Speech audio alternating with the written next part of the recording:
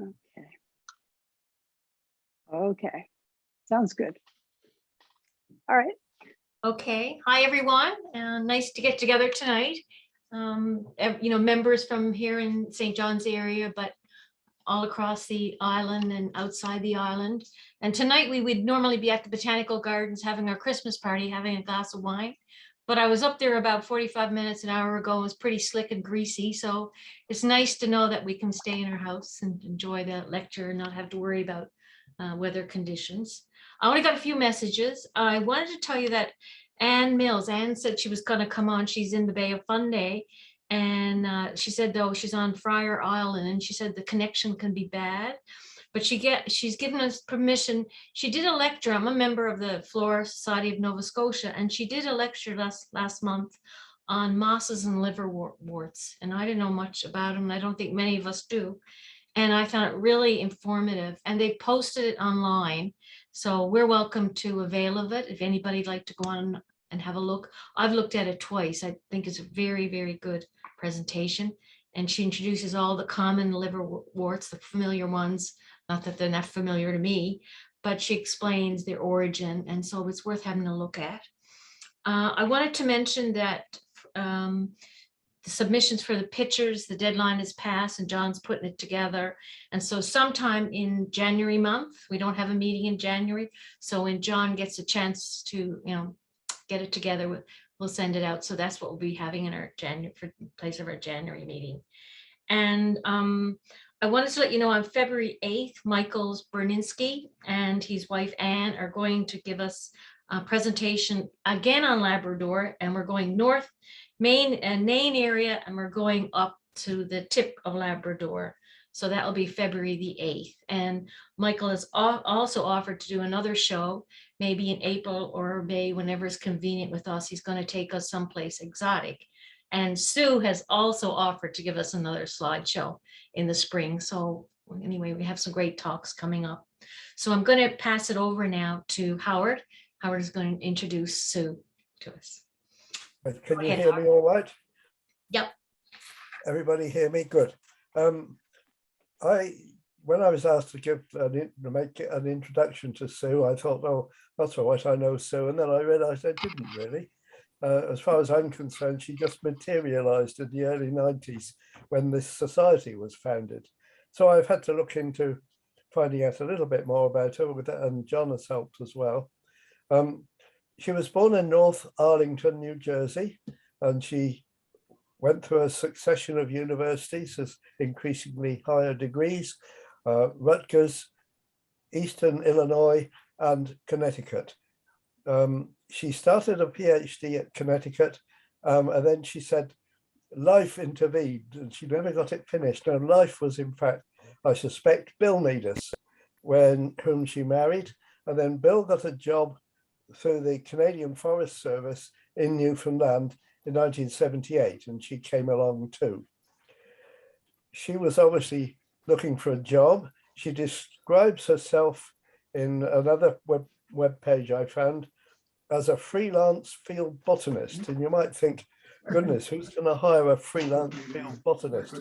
But in fact, there are all sorts of people looking for such people. Anybody who is out in the wilds digging holes or cutting down trees has to do an environmental assessment these days, and they want somebody who knows about the environment to fill in the details. So she's done surveys for all sorts of organizations.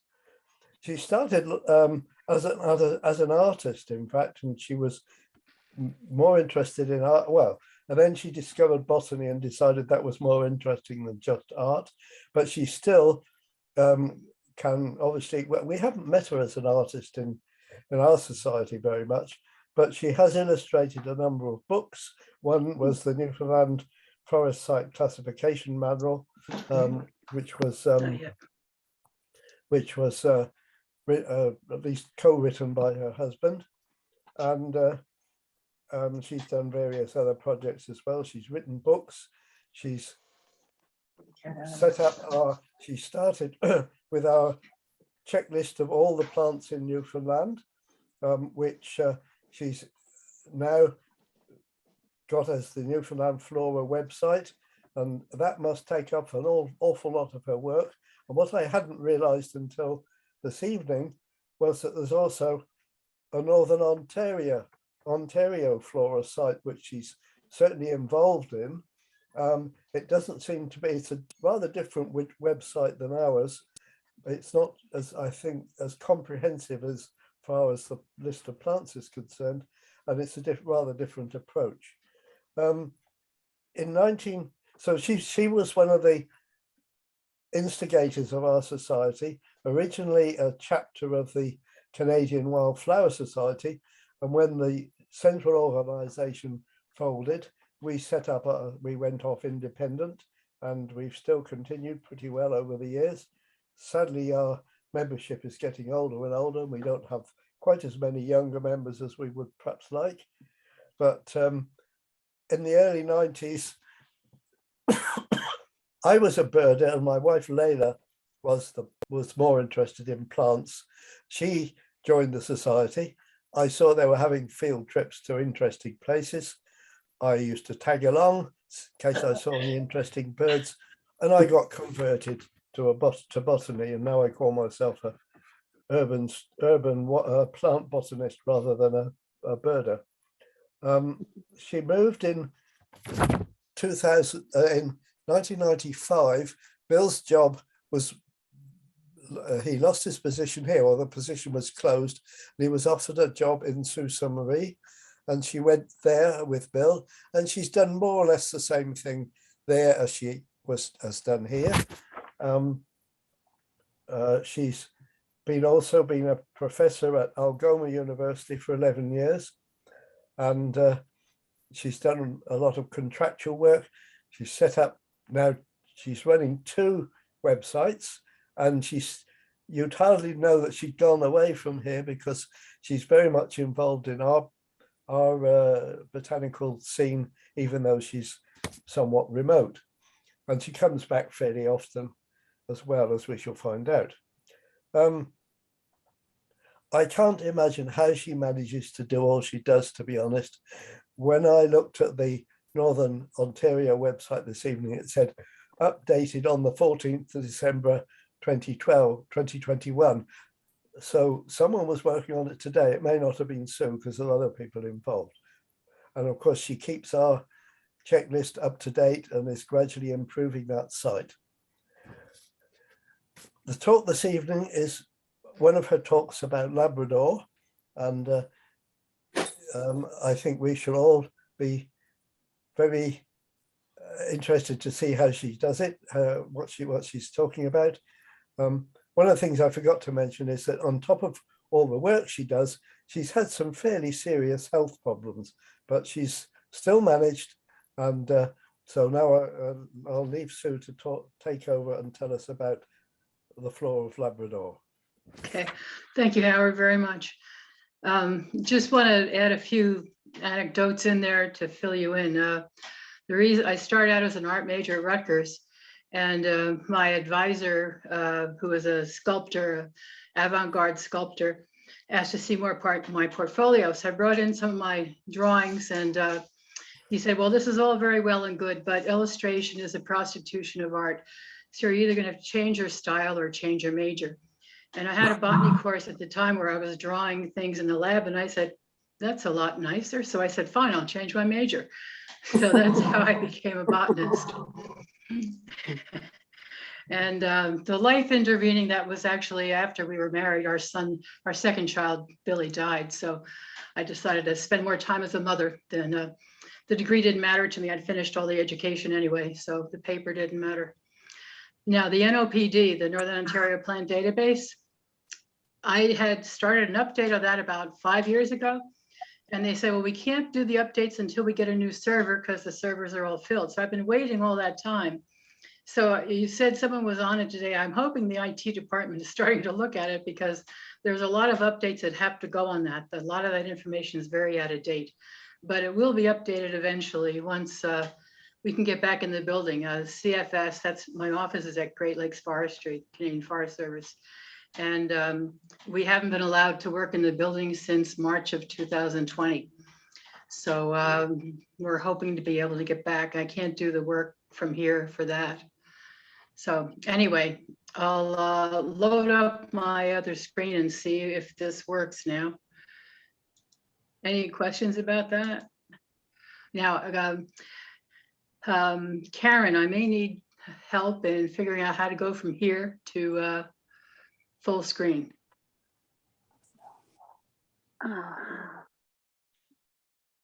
Do you know, Bill? Full screen. Slideshow. Let me try. Try F5. Slideshow I don't see something that says up at the slideshow. top. File, home, insert, draw, transitions. Oh, I see. It's covered up by And- the green thing. Is that it? I believe it's slideshow.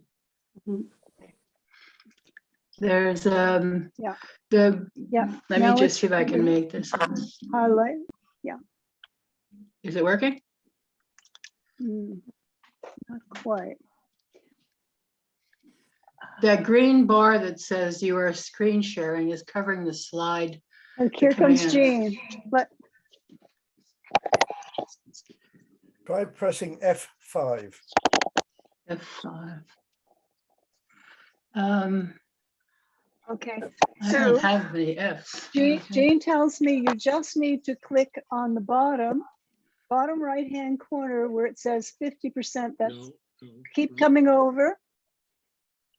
To it's like This one? it looks like, yes, exactly. Okay. Slideshow. Just click on that. There we go. Okay, good. Now, how do I get rid of the people on the side? I'm new to this, so please Yeah, I excuse don't this. think at the top, you've got at the There we very are. top right-hand corner, you can go to side-by-side gallery or side-by-side speaker. You'll only see one, or standard. Standard is, it's I don't hard to that see. either.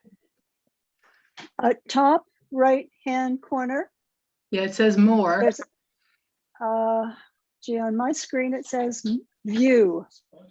No, I don't have that. You just slide people over to the side and you could just slide the whole bar over. Oh, I see. And you won't be so bothered. Maybe I can make them go that way. Yeah. Okay, let's try this. Let's just see.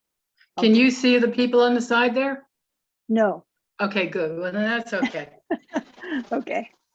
Looks perfect. All right. So Thank you. even though I had to move to, we moved to Northern Ontario in '95 when Bill got transferred here. I still kept coming back to do work in Newfoundland and Labrador because I was associated with Stantec and different companies. First it was Northlands, then it was Jake's Whitford and Agra. And then when I was working for Agra or AMEC, Jake's Whitford hired me. So this was the first job I did as an employee of them. And this was for a potential uranium mine site in just southeast or southwest of Postville. And that's around the Kaipokok Bay area. So this map shows you Labrador, and here's Postville, that's the nearest community. And then this insert here shows Kaipokok Bay, and here's Postville. And then this is Jacques Lake, where our camp was. And then below that is another lake that you'll see occasionally, Witch Doctor Lake. And the main area that we studied was in here because that was an area that the mining or the uranium mine wanted to use as an area to have overflow or something. We weren't involved in all that. We just did the plant surveys. And another part that you'll see is Micmac Hill, and that was behind the lake and our camp. So this is the area where we went to also. And most of the interesting plants we saw were here and not so much down here because this is pretty well typical boreal. Now we had very first-class conditions flying up to Labrador, as you can see. And this was our first view of the Kaipokok Bay area. And then once our float plane landed in Jacques Lake, to get all of our gear up and all the supplies for the camp, they put everything in these metal baskets, and then the helicopter takes them up. And while the helicopter is loading up, we had to walk up to the camp. You can just start to see the camp there. And this is the cookhouse over here. And the helicopter takes these metal baskets and they sling all the material up to the camp. And you see the wire hanging down. The bush pilots that work in Labrador that do the helicopters, they have to be able to land these baskets on a dime. So you can see all the material gets brought right to the cookhouse. And that's how our luggage got brought up too. So then we picked up our luggage and went to our little huts. And each hut had 4 people in it. And there was an oil stove in there for heat and 4 wooden bunk beds. And the cookhouse had the Labrador flag flying over it, and they had a nice welcome sign to the camp. So this is what the camp looks like. And behind us is the Micmac Hill. So there it is again. How do I make it bigger? Now this little house here, or not house, but like a tent type thing, and this one here, one of these, I can't remember which one, was our office. So we would be out in the field all the day, and then in the evening we'd come back here and press our plants. So this is the cookhouse and the eating area. And out here they had a TV, and the miners used to watch the TV there. We didn't have time for that. And then this is the shower room, women here and men here. And I think that's the health and safety tent. And there was also a place to dry things, dry your clothes. So there's a lot of rain up there. So we had an area where we could put our plant presses and they would get dried in there too. So this is the cookhouse. See, they had a full staff of cooks, and every meal, this was mainly a mining camp. And we were just like part there for just a week. So all of the stuff was done for the miners, not for us necessarily, but we were able to take advantage of it. So there were at least 4 entrees every meal. And for lunches, you could take anything that they had in stock, including from the refrigerators behind me there that are floor to ceiling fridges filled with stuff to make your lunches. And this is the eating area. And those are 2 of the wildlife biologists. I was the only botanist. There was a woman. The 3 women there that were in my tent were wildlife biologists. That's Leanne and Jennifer. This is the helipad. This is where the helicopter landed. So it's pretty rough up there. This is the view of the area behind us. And here is a few of the plants that were surrounding the camp. This is Philodicea cerulean, the purple mountain heather, and it's got pinkish purple flowers. And the vegetation looks a lot like impeachment, but this isn't. This is the Philodicea here. You'll see a bit more of that later. And then the other thing, the first thing I saw off the plane was this yellow Labrador lousewort, Pedicularis labradorica, which is just gorgeous. And then bog laurel, Calmia polifolia, is there. Now, in Newfoundland, we have lots of Calmia angustifolium, but in Labrador, it's pretty well confined to the Churchill River area. There's none of it up north. There's another picture of the Labrador lousewort. And there's also dwarf birch there. Oh. Now, the first day out, our first field day was out to an estuarine march along Kaipokok Bay. And you can see that there's a burn right here too. So there was a lot of evidence in this area of past burns. And here's the estuarine march, and most of this here is Equisetum fluviatile, the water horsetail. And then in the area where I was standing, there was a lot of stands of Hipparus tetraphylla, the 4-leaf mare's tail. And this is a new one. We don't have this in Newfoundland, just in Labrador. And you can see a little bit closer. Here you can see it's got 4 to 6 leaves per whorl. And it's very upright and very stiff compared to the Hipparus vulgaris that we have. Is pretty lying down more in the water. These are very erect. And there was a couple grasses that were very common, the common sweetgrass with the bronzy color spikelets. And then the pictures are covered here by my thing, but just to the left of, or just to the right of my cursor there, there's another grass called Arctopoa eminence, the eminent bluegrass. It's very glaucous and it's a very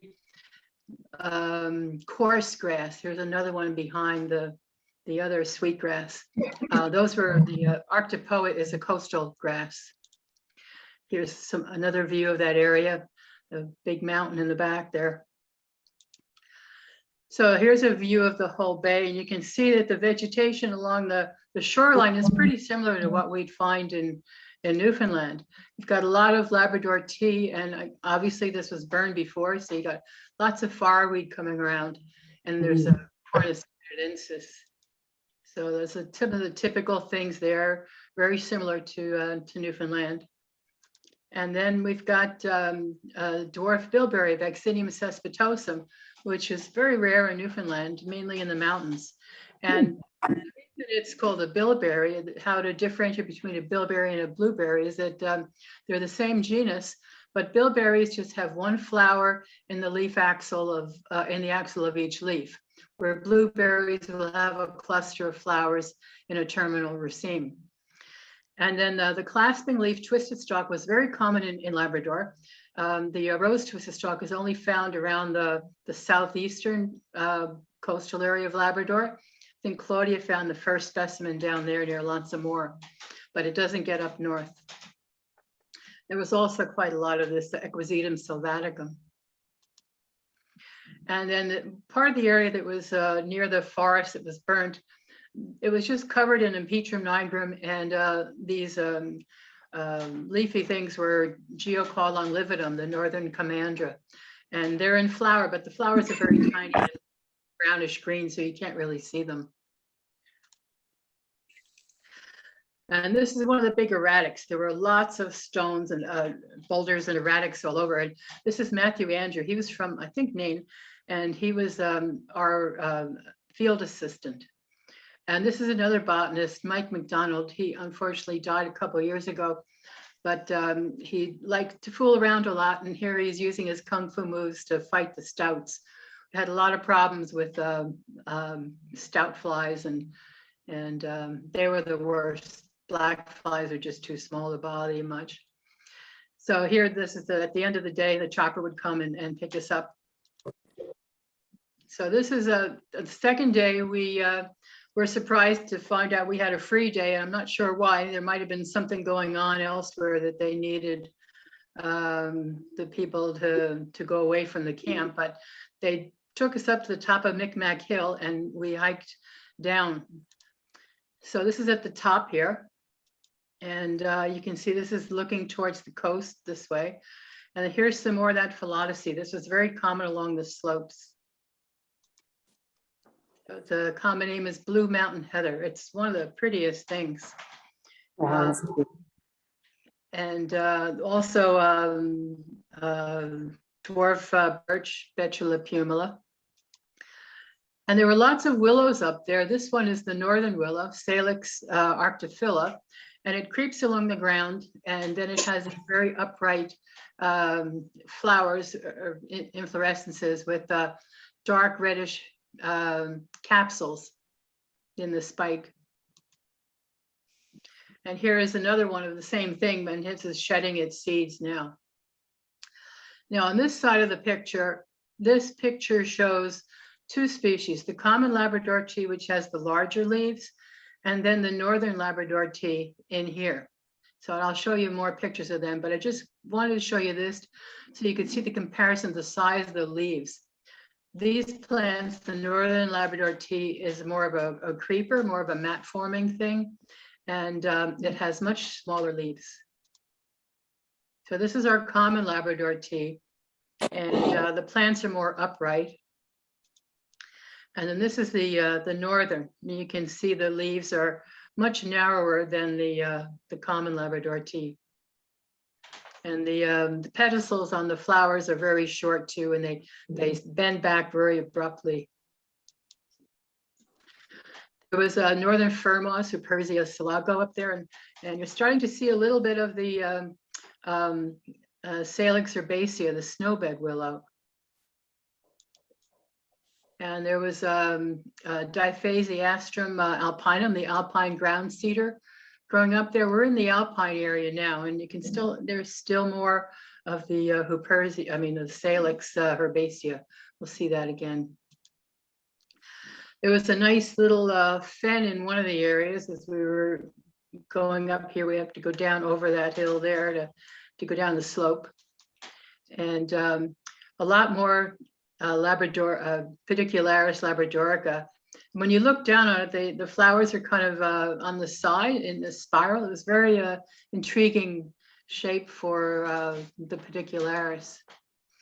And in some of the ravines, you know, where you had a little bit of cover, the vegetation would get a bit taller. And this is one of the willows, Salix planifolia, the tea leaf willow. And it has glaucous leaves. And here's Matthew taking a sample. And you can see the catkins. They have their whitish pubescence on the catkins, on the capsules. And this is the view towards Makovic. Again, the coast would be out this way. And this is where we decided to stop for our lunch. So we were sitting there with our little group, and we were just, you'll see a picture in a minute, but we're talking to Brent, who is our boss, and saying, thanking him for bringing us on this trip, because what better site could you have as a lunch view, eh? Yeah. So, and this is a snow bed. Another name for that is Zabwa. And you can see the areas where the snow has melted. And the importance of this will be shown in a minute or two. So here's our lunch crew. There's Mike McDonald and Matthew, my assistant. And then Brent is over here. And this is Aaron. He was an IT guy. So we didn't have much to do with him during the trip except this day. So after lunch, we went on down the hill and we found a nice alpine area. And here's a lot of Salix herbaceae. This is the male flowers. And each flower has 2 anthers. So you see there's several flowers in each cluster. And each branch will produce either a male or a female shoot. So, and these are female flowers here. And you have the capsules are red and they're rather gradually tapering to the tip. There's still a few male flowers here too, different branches. Now, there's a lot of more Salix herbaceae, but you see these little white flowers. This is a really interesting plant called Haramanella hypnoides, and here's a close-up of it. It's just a gorgeous plant. And the leaves and stems look like moss. These are the actual the vegetation of the Haramanella. And the capsules look a bit like the Calmia polifolia capsules, but they're much tinier. They're about 3 millimeters across. And then another plant that we found in that alpine area, there's the Salix again, was Sebaldia procumbens, the creeping Sebaldia. And it looks a lot like your 3-2 cinquefoil. Like you can see the 3 leaflets and the 3 teeth at the tip of each leaflet. But the flowers are yellow and the petals are very narrow. Here's the close-up. So, and some of the leaflets are quite wide. You can see down here, this one looks like a clover leaf almost. That was always found just only in Arctic alpine areas. And here was another Arctic alpine we found, Omalotheca supina. It wasn't very far advanced because this is a fairly recent melted area. And it doesn't grow very tall. It's much shorter than the other Omalothecas, and it only has 1 vein in the middle of the leaf. This is proceeding down the slope, all the willows in here and the birch. And this is when you get the more of that pedicularis down here. But the willow that Matthew is sampling now is the Labrador willow, Salix or gyrocarpa, which you in Newfoundland on the island, I mean. And you can see the capsules or the fruiting heads with the capsules are kind of a yellowish color. and they're much smaller than the other willows. And here's another picture of a clump of it. And it always grows where there's snow beds, melting snow beds. So this is an area where the snow has melted fairly recently. And then another plant that we were surprised to find is this Alchemilla glomerulans, which is an amphi-Atlantic species. It grows in Norway and Scandinavia, and then it jumps the ocean, and there's some found in northern Labrador, but it doesn't grow on the island. And this one can be distinguished by the fact that all the hairs are what we call oppressed to the stem, meaning they're facing upwards and almost touching the stem and the lower surface of the leaf, and also on the flowering stalks down here. Another way to tell this one is that this is a technical thing with the alchemillas. You have to measure the height of the each lobe and then the width of them, and it's just taller than it is half the width. So that was another trait that we use. This is your regular lady fern here. You'll see another lady fern in a little bit. So this was, I was really excited to see that one because it's one that I never expected to see.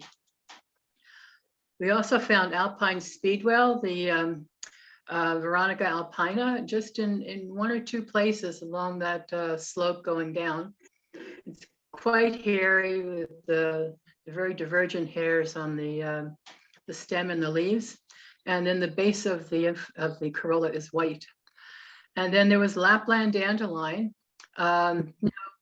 A lot of people think that all dandelions are just officinalis, but they're not.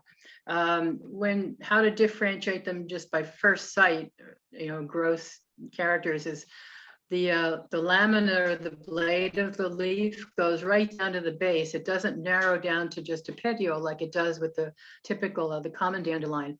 And then the arrangement of the bracts underneath the capitulum and the lack of horns at the tips, a callus-like structure, that tells you what species it is.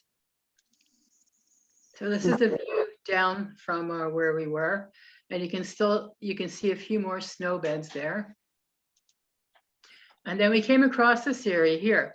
And I don't know if you remember that rusty brown area I showed you just near the snow melts. These are all dead leaves for dead fronds of this fern. And they just build up every year. So this is your alpine lady fern, Aetherium distentifolia var. Americanum. So it's the American alpine lady fern. It's gone through a few name changes, but that's the current name.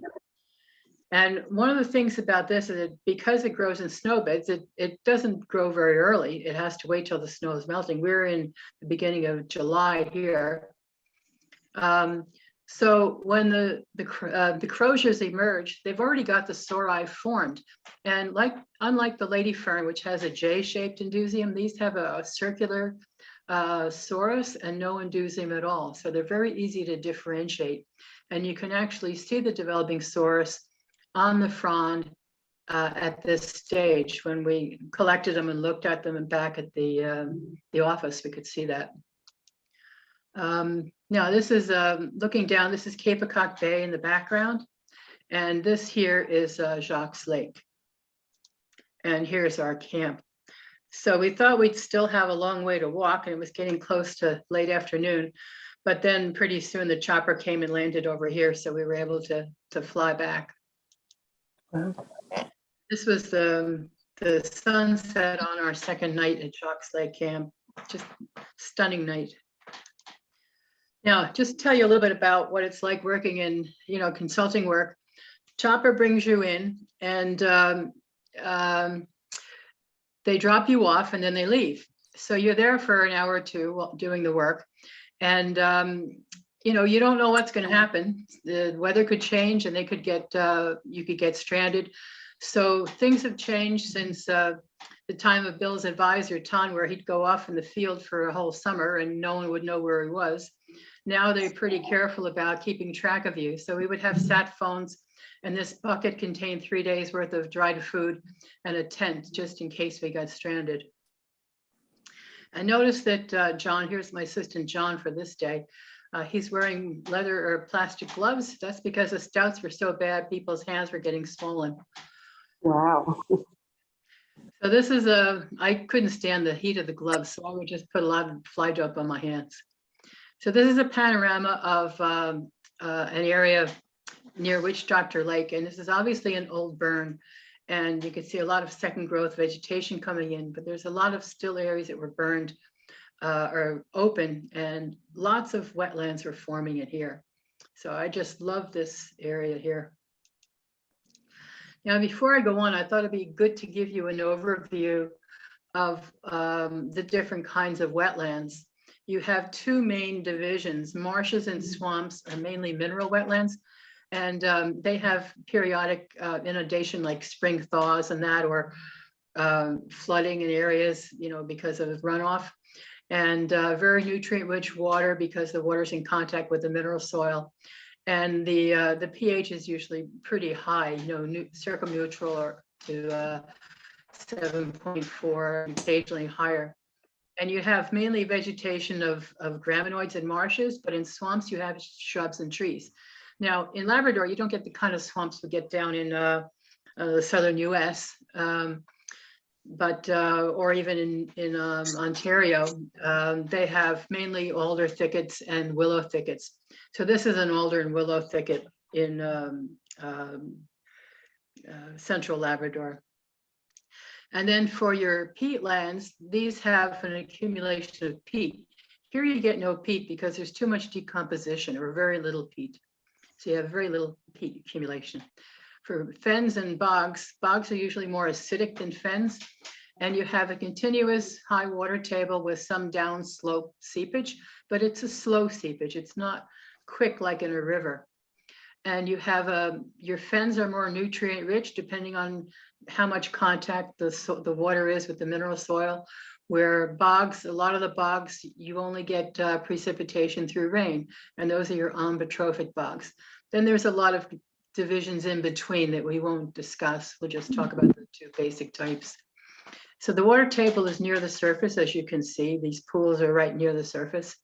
But in a bog, because you have the peat built up, and you can get quite a deep bit of peat, the water table is raised within the vegetation level above the surrounding mineral soil. The pH varies again with fens. It's higher than in bogs, and you have more of a grassy or a sedge cover in fens, and more sphagnum and ericaceous shrubs in bogs, with accumulation of peat in fens, maybe 4 decimeters, which is a decimeter about the thickness of your fist, and up to 9 meters in some of the plateau bogs in Newfoundland. So here we go. Here's a beautiful fen area with a stream going down to Witch Doctor Lake. This is one of my favorite pictures. This is a string fen. Now, a string fen is a general term, and Atlantic rib fen is a category of the string fen. So you have strands or strings of vegetation separated by pools, and these pools are called flarks. And the vegetation, as you can see, as it goes downhill, you get these strings that are actually perpendicular to the flow of the water. And it's the weight of the water going down slope that actually separates the vegetation mat into strings. So you can see they're very shallow, and you've got a lot of muck in the bottom. There's another view for the top. So those are string fins. And then if you look closer, you can see there's a lot of manyanthes in the bottom.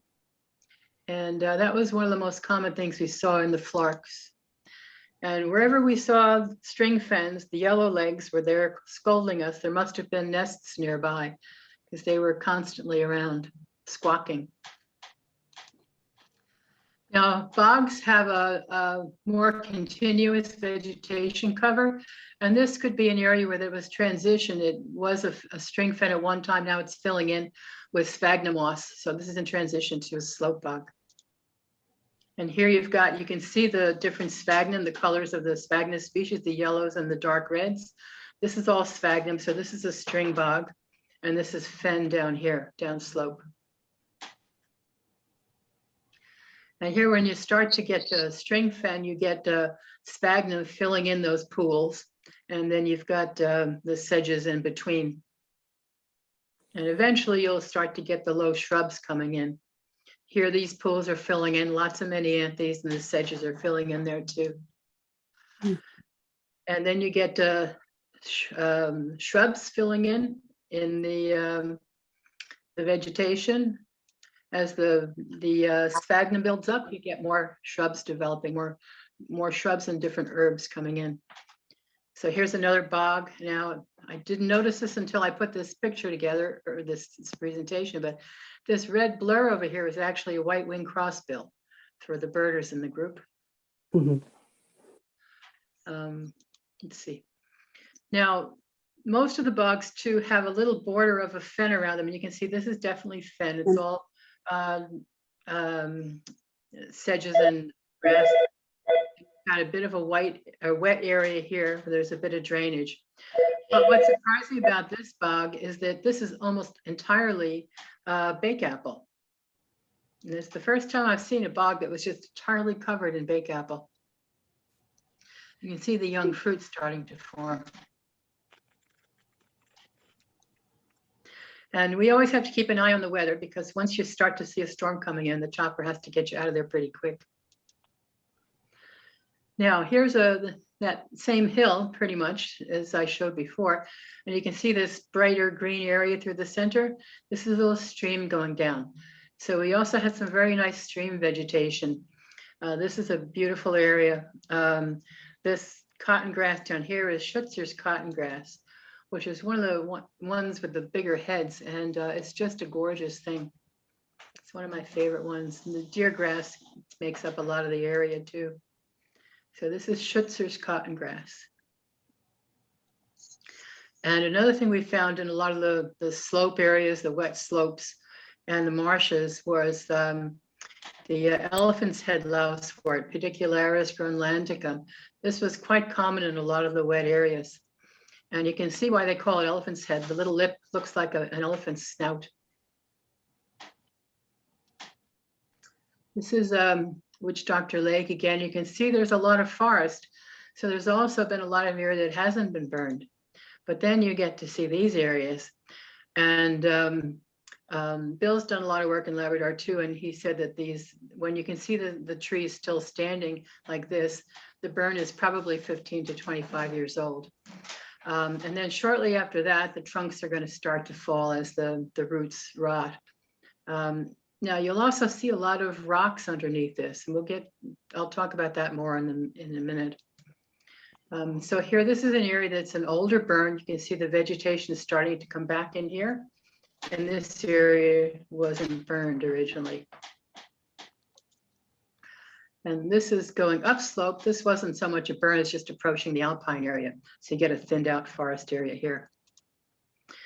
So in the open forest stands, you see a lot of willows and also a lot of rhododendron groenlandicum, or Labrador tea. They seem to dominate the understory.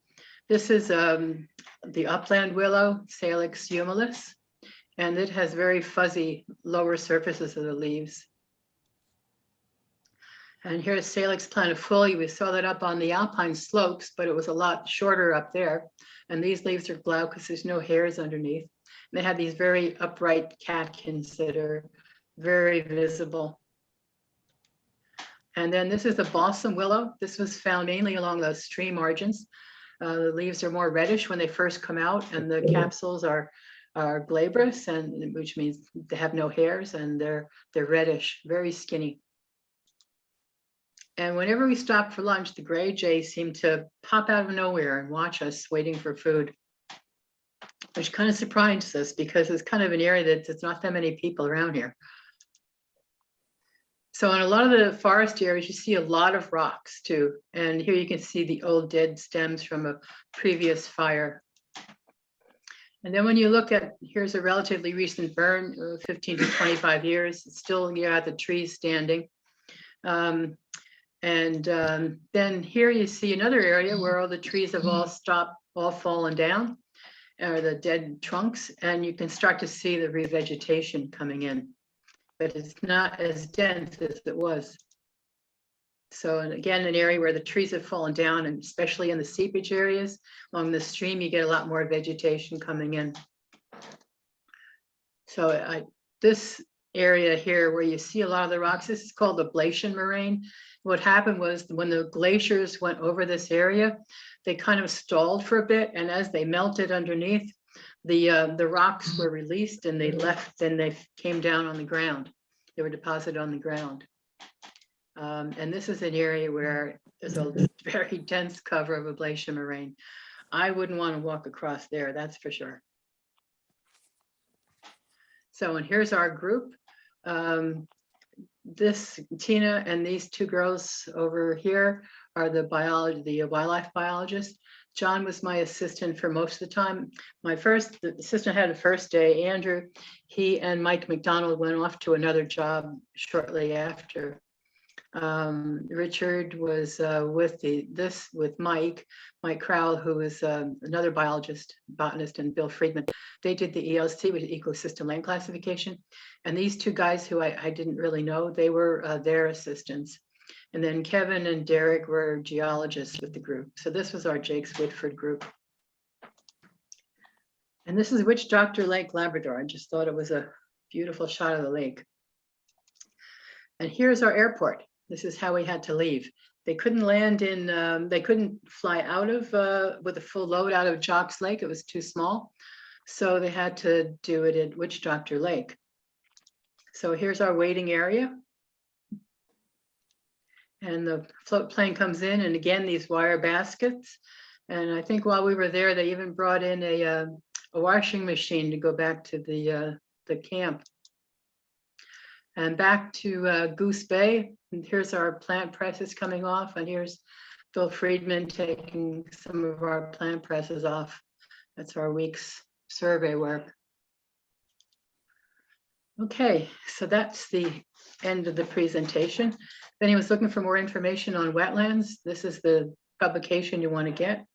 And if you look at this beautiful picture of this beautiful fen, here's a moose right in the center.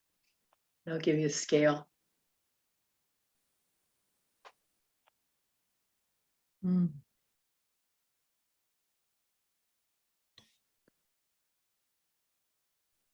Karen? Oh, thank you, Sue. That's marvelous. It's wonderful to see. I'm still looking for the moose. He's so tiny. Oh, yeah, he's very small. Right here. Yes, must be a young one. Wow. Yeah, that was exciting. So what a way to get around. What an interesting job to get paid to go and do that all day I know, long. we couldn't believe our luck. That's the thing about consulting. It's hard work. You're working 10 or 12 hours a day, but and you got to go back and press everything in the evening. But you couldn't ask for anything better, because you can go places that no one's ever been before and see things that very few people ever get a chance to see. And you add to the information on the flora of the province. Every time you go to a new area, you get a new record of where plants are growing. Wonderful. Sue, are you open to taking some questions? Sure. Yeah. Perhaps for that, folks, maybe we want to see everybody, or whoever would like to be seen. We've, I don't know, up here, if you get up to gallery, then you can see people again, if people are showing themselves. You don't have to show yourself, folks, but if you want to, you certainly can. And if anyone would like to ask Sue a question, you could do that now. Any questions? I'd like to ask a question. I'm still daunted by the fens and swamps. So obviously, when you're walking around, you got to be careful where you're going by the look of things. You could disappear. The question I want to ask is on CBC radio the morning, Rob Greenwood had a panel on about climate change. And I don't know the lady's name because I didn't catch the very beginning of it. But she was talking about, she seemed to know a lot about the Nain area and how the effect of climate change has impacted the community. Would you see that, like that your slideshow is 2008.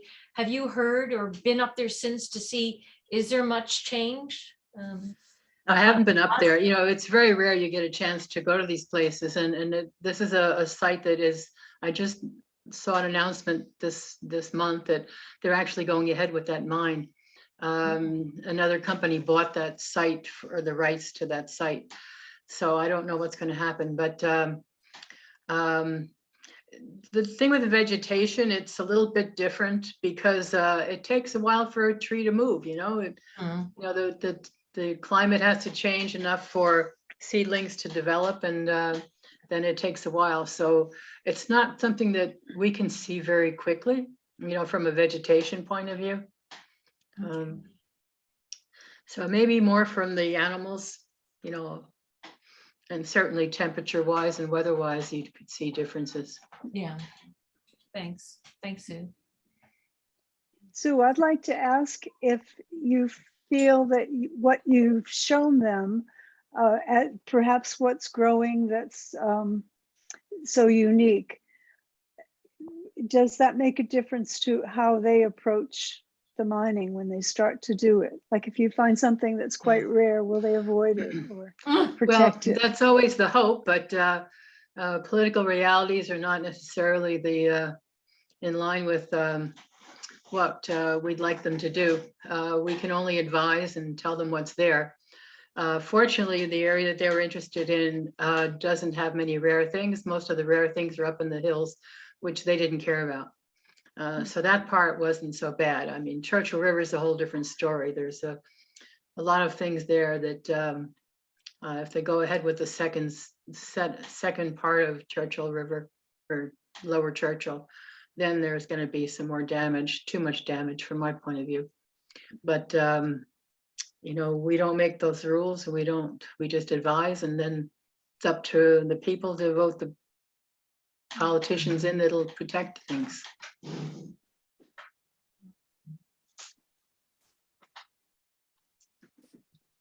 Hi, Sue, it's Kelly. Hi, Kelly. How are you? Kelly and I work together. So I do have one, well, I have a bunch of questions for you written down, but I'll ask you another time. But I do have one for you now. The, is it Calmia polifolia, the bog laurel? Right, yeah. Is that what we found when we went up to Plummer?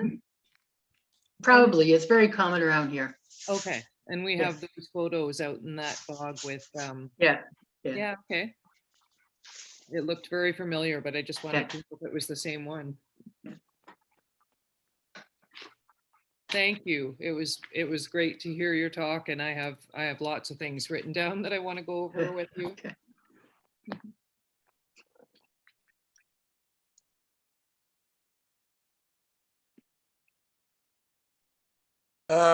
John here. I'll just sort of mention that I don't know, somebody might remember how many years ago it was, but the Wildflower Society had a field trip to southern Labrador, and we got out as far as Battle Harbor Island and stayed over there for a night or two. And when we were there was quite a interesting vegetation on part of Battle Harbor Island, because there's some limestone outcrops there. But we also went across the gut to a place called Caribou Island, which is 10 times as big as Battle Yeah, I Island. was there too. Yeah.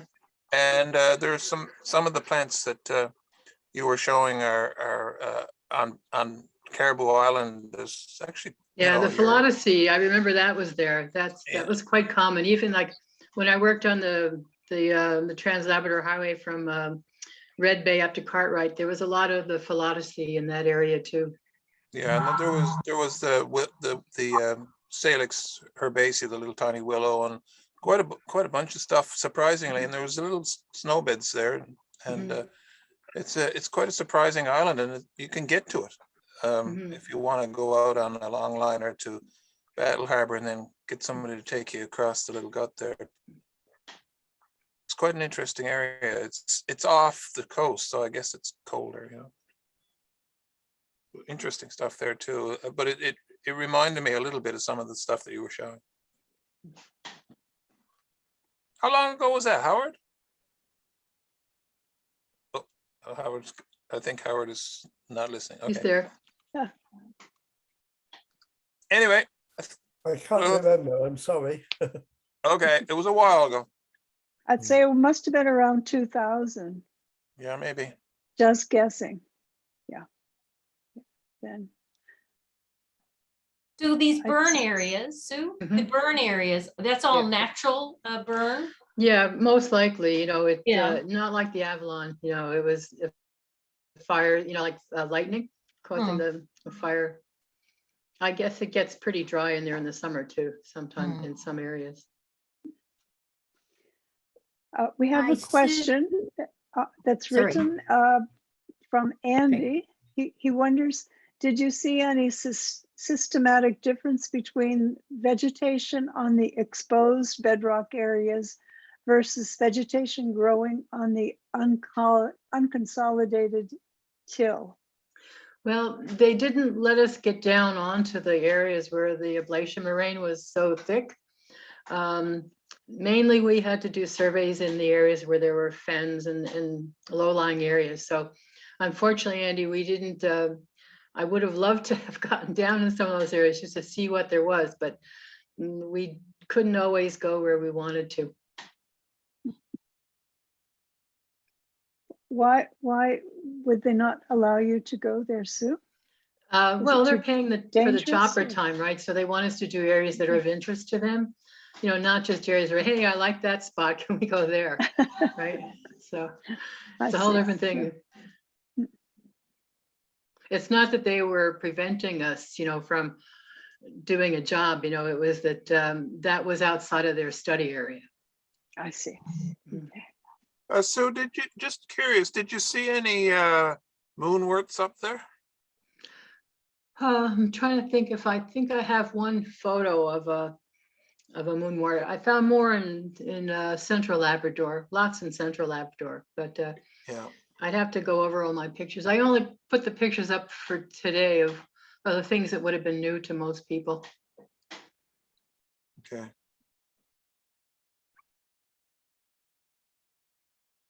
Hi, Sue, it's Louise here. Hi. Nice to see all that again. Yeah. I was just going to say, it's pretty interesting that you were there because in one of our research projects that we were doing on the impact of forest fires in Labrador, we actually had a field site just right at the end of the bay, which really, as a crow flies, is not as very far from where you were. Right. And it was, we looked at a number of different aged burns there, but yeah, it was really surprising how hot it gets there in the summer and Yeah. just how many forest fires they are. You really don't think about that when you think of Labrador, but man, it gets hot, and they had very severe forest fires right down to the bedrock in some areas, right? Where Yeah. where it was more moraines and stuff. Yeah, so it's pretty cool to see that. Yeah, that area that I showed, one of the earlier pictures behind the marsh, where that whole hillside was just bare. You could almost anticipate that would have been a very hot burn, and it burned off. The soil was washed away after everything was burnt on top of it too. Yeah, and then it takes a really long time for it to come back if it ever does, right? So it's Yeah. kind of a interesting dynamic for sure, especially as it gets hotter and drier. Right. The whole forest fire regime is changing, and it's going to get bigger forest fires and more intense, right? So Yeah, it's kind of that's right. interesting. Yeah. Yeah, and people don't, as you said, don't really think of Labrador as hot in the summer, but it is. There's lots of days in the field where it's just almost too hot to work. Fortunately, we're, usually in wetter areas, so it's, although it increases the humidity, but sometimes on the rivers, it's good, better.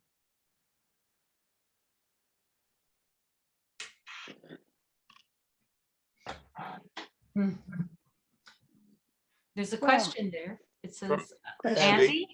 Yeah. That's Okay, it's cute. gone. What was the most exciting plant you saw? and why? That's a great question. Well, I think it was the that Alchemilla, because I mean, I had known that it was there. I, doing the checklist, I knew what plants were unique to Labrador, and Helga, my cousin there, he's his father and my grandfather were brothers. I think that was his grandmother and my grandfather were brother and sister. So he's from Norway. So I liked the idea that I could see a plant that my cousins would have seen too. I also love the little Haramanella, the little moss heather.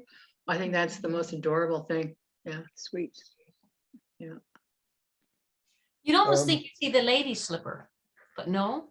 No, Oh. no lady slippers. There was one of my my colleagues did a job out in Western Labrador, and they found one location for the yellow lady slipper, and it's the only one that's known in Labrador, I think. So, it was on top of a dolomite hill.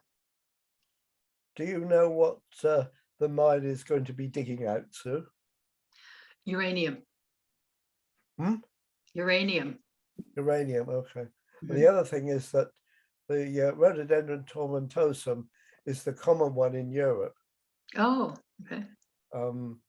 I had my cousin sent me a picture taken in Finland, well, my wife's cousin rather, almost the same day as I photographed one here in St. John's, the other species. Mhm. So, and I came across them in Iceland when I was a student too.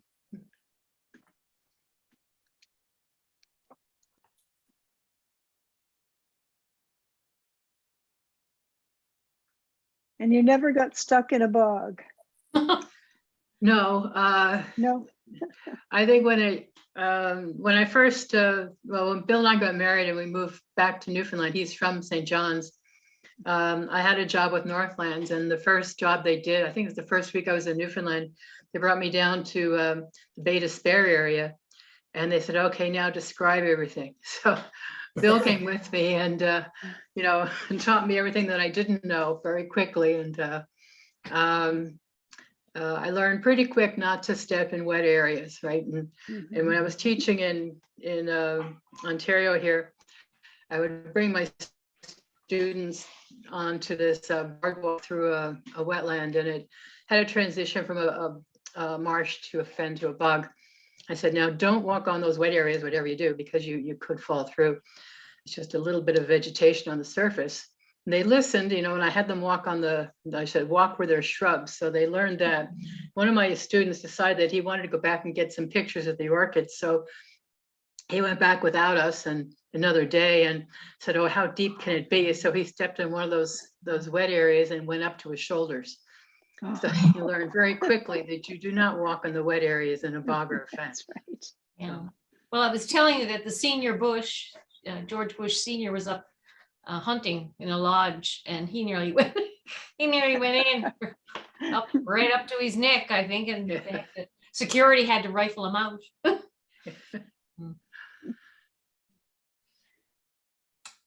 Yeah. It's Beautiful. great, Sue. Thank you so Thank much. you. Thank you very Thank much, you. everyone, for watching and inviting me. So Sue, you're interested in coming back, and you can give us something else, another part Yeah, of I thought Labrador? I'd do the Lower Churchill. We spent 3 weeks there, and then Bill and I went back a few years ago and spent another week there. Okay, that's great. And that's a very different area, and a lot of that is flooded now, so you're not going to see those pictures ever, in life again. Great. Sounds good. Thank Well, you, Sue. Thank you so Thank much. you. Yeah, Thank thanks. you. Thank you. Thank Good you, night, Sue. Sue. Yeah, You're thanks, welcome. Sue. Carm, we've Sue. had about 30 participants, and we have 28 now, so I don't know if you want to say Oh. goodnight to them all. Good night, everyone, and have a good Yeah. Christmas. And anyway, we'll see you in February again. Yeah, we hit 31 at one point at least. That's Yes, it's That's marvelous. record breaking. Yeah. Yeah. Yeah, Well, that's we as have many- several from Nova Scotia. Yeah. It's very That's- nice to have them come. I think Ann Mills was on there, and gave us Yeah. permission to go in and look at her presentation. It's really worth seeing on the mosses and liverworts. She said And she was coming. Charles, I think, came late. Yeah, Charlie came. Yeah, that's that's good. great. Thank you. Thank you. Thank you, Sue. Okay, Thank you, everyone. Have a nice and safe Christmas. You Yeah. too. Yes. Thanks. Yeah. okay. Happy Over now. holidays. Thank you, Thanks, Sue. Karen. You're Yeah, welcome. oh, Thank yes, you. you're welcome. Yep. Thank you.